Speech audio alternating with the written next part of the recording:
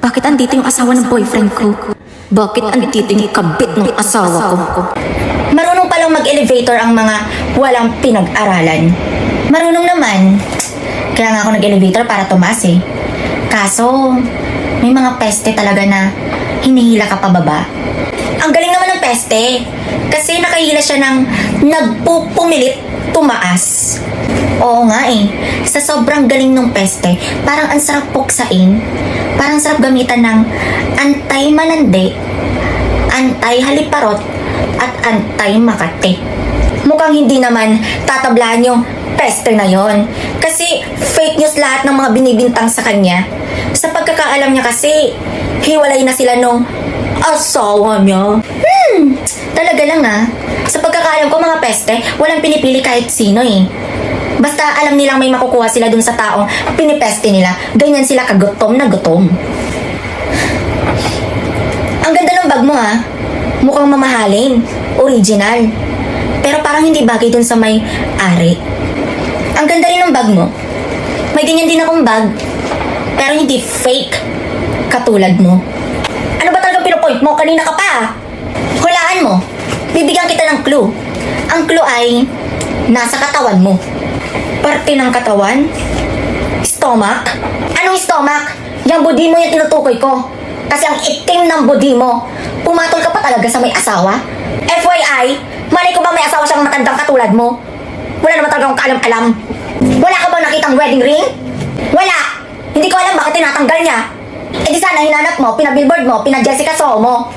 Alam mo, baliw ka na talaga. Ah, talaga?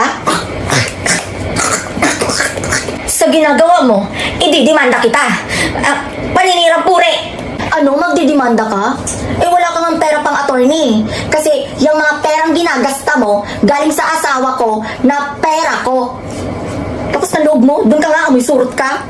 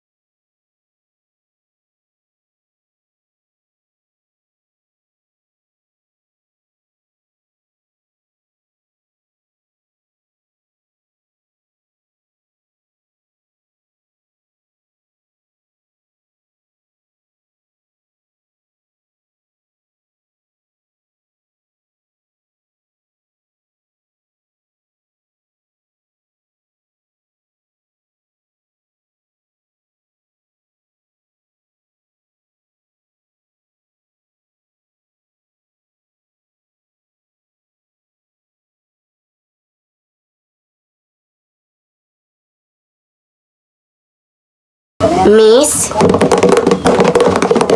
Miss? Miss! Yes? Ay, sorry po. Dito po ba paggawaan ng valid ID? Oo, bakit? Mapagawa po sana ako. Magkano po? Walang bayad ang paggawa ng valid ID. Ay, salamat naman. Mas makakatipid-tipid ako. Ito yung requirements mo. Birth certificate mo at saka isang valid ID. Miss, kaya nga po ako mapagawa ng valid ID kasi wala pa po akong valid ID. Kailangan nyo nga po, miss, mag-provide sa amin ng isang valid ID para mabigyan po namin kayo ng valid ID. Oo nga, ma'am. Kaya nga po nandito ako para magpagawa po ako ng valid ID kasi nga po wala nga po akong valid ID.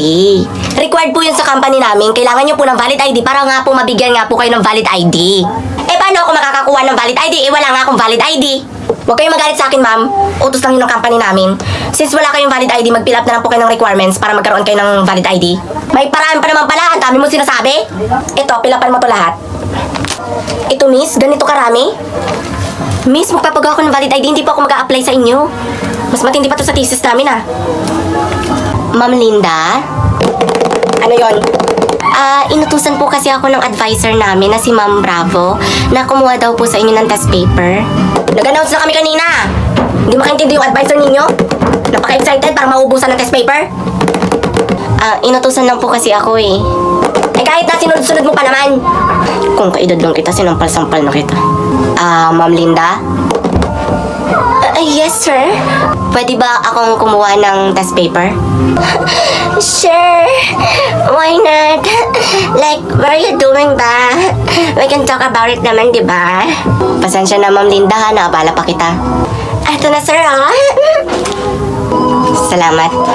Pok-pok. Kung pokpokin ko bunganga mo. Sabi mo sa teacher mo, ha. Sa susunod, wag siya magmamadali. Gitera. Bili-bili na po kayo. Sobrang mura lang, mga suke. Bes. Di ba akong astig sa grupo natin? Tignan mo ang gagawin ko. Sobrang bango, sobrang ganda. Excuse me, miss? Miss, ano po sa inyo? Magkano to? 150 po, ma'am. Sobrang ganda niyan. Galing pang Japan. Ay, miss, pasensya na naputol. Naputol o pinutol mo? Pinagbibintangan mo ba ako? Hindi kita pinagbibintangan, miss. Nakita ko pinutol mo. Hindi ko nga pinutol. Itong tatandaan mo, miss, ha? Edukado akong tao. Nakapag-aral ako at may utak ako. Tendera ka lang. Customer is always right. Uy, mukhang mura mga damit dun, oh. Ano kaya? Bilan ko kaya ang inay? Mga madam, sir, sale po tayo ngayon. Mukhang maganda to. Hi, miss, magkano sa... 4,000... Magkano sa jacket nyo, miss? 4,500. For sure, hindi mo yun afford. Ay, miss, napunit. Pasensya na, sorry. Nananadya ka ba? Nakita ko pinunit mo eh. Ba't ko naman gagawin yun? Ipinalaki akong mabuti ng magulang ko. O, anong kaguluhan ang nangyayari dito? Kayo po ba yung manager? Pinagbibintangan po ako ng sales lady nyo na pinunit ko po tong jacket. Yes, ako yung manager. Huwag ka nang umiyak, miss. Kung ganun, babayaran ko na lang po. Kahit hindi po ako yung may kasalanan. Wag na, miss. Ako nang bahala dito. Berdine, sumunod ka sa akin sa office. Now. Anong pakiramdam, miss? Di ba sabi mo, tendera lang ako? Lesson learned, miss. Hindi lahat ng customer is always right. Bitch!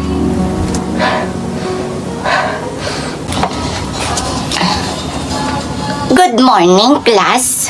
Oh, anong nangyari kay ma'am? Ma'am, anong nangyari po sa inyo? Siguro buntis likod ko. Nagalawan yan si ma'am for sure. Ayun, tama ka dyan. Naggalawan nga ata ako. Kaya nagtubo yung nasa likod ko. Saan po ba kayo last na pumunta, ma'am? Sa puno lang ako ng balete nagpunta tapos yun nagalawan na ako. Alam mo, Chloe, yan yung kinamatay ng tito ko. Hala ka, ma'am. Kung kaya pakainin ko sili bunganga mo. Kaya kayo, wag kayo punta-punta sa puno ng balete, baka magalawan kayo. Ay, ma'am, totoo yan. Nagalawan din po ako. Oo, nagalawan ka din? Anong namaga sa iyo? Kasi ma'am, meron pong puno sa likod ng bahay namin. Tapos tuwing gabi po, nandun po kami ng jowa ko. And then lagi po niya akong ginagalaw. Ayun, namamaga po yung pempem ko.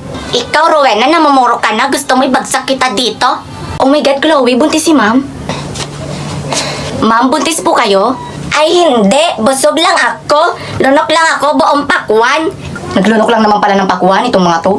Gaga, buntis talaga ako. Ay, buntis pala. Ang cute mo magbuntis, ma'am, no? Isang araw lang, buntis ka na kaagad. Umama na sa inyo, mga anak ka na? Ay, hindi. May LBM lang ata ako. Ano ka ba? Ay, may LBM lang pala. Alam mo, nung isang araw, nagkaroon din ako ng LBM. Same tayo, Lando. Mga gaga, mga anak na ata ako. Tulungan niyo ako. Sus, guys, pinaprank lang tayo niyan. Ma'am, huwag na mag-inarte. Mag-start na tayo. Hindi kami nakikipagbiruan. Lalabas na ata yung bata. Hoy, ano ba kayo? Mga anak na ata siya. Oh my God, ma'am, mga anak ka na?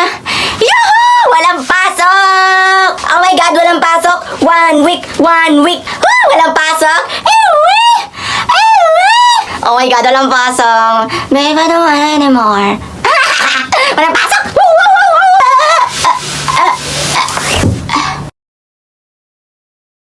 So, what's up, yo? Ako nga pala si Lando. So, ngayon ang gagawin natin is ipaprank natin yung mag-ina. Total, gumagawa naman sila ng prank. Di makikisali na ako. Ngayon, bumili sila ng fishball sa labas. Susulitin ko na yung pagkakataon na to.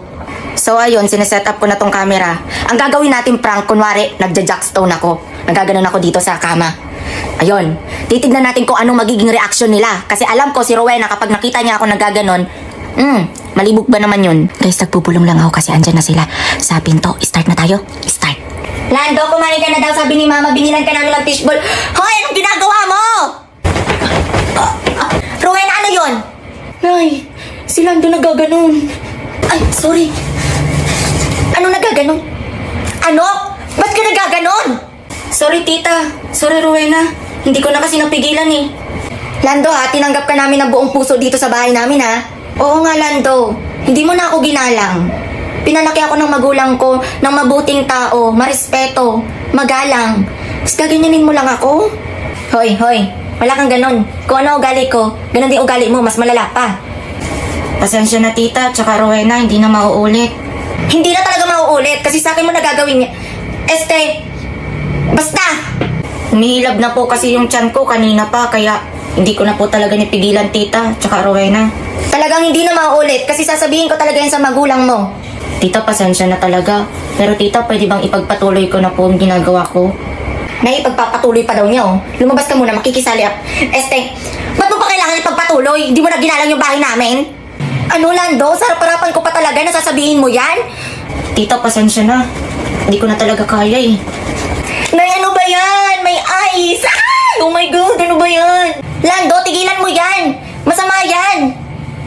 Tita, pasensya na. Malapit na, tita. Ito na. Lando, tigilan mo na yan! Nakakaya kay nanay! Lando, ano ba? Hindi mo ba talaga titigilan yan? Ito na, tita. Ito na. Ito na. Yakult! It's a prank, tita. Gusto niyo po? Ay, anong nangyayari? Anong prank? Ha? Di ba sabi mo nagaganon ka? Eh, ano yan? Yakult po. Magyayakult po ako kasi masakit po yung tiyan ko. Di ba sabi ko po sa inyo kanina? Ay, Yakult lang pala. Akala ko pa naman kung ang dumi kasi ng utak mo na eh. Sure ka? Wala ka na bang ibang ginagawa? Baka makatulong ako. Wala po tita. Yakult lang po talaga. Yun nga po yung magiging prank ko po talaga sa inyo. Yung mag-iba yung isipin nyo kung ano yung ginagawa ko. And successful po ako. Akala ko talaga, Lando, kung ano nang ginagawa mo. Magbe-break pa sana tayo kung ganun yung ginagawa mo ngayon. Ay, sayang. Baka may gusto kang gawin, akong gagawa. Si tita talaga. So yun na nga guys, seyo sa next video namin ng trio namin, si Rowena, ako at nanay niya.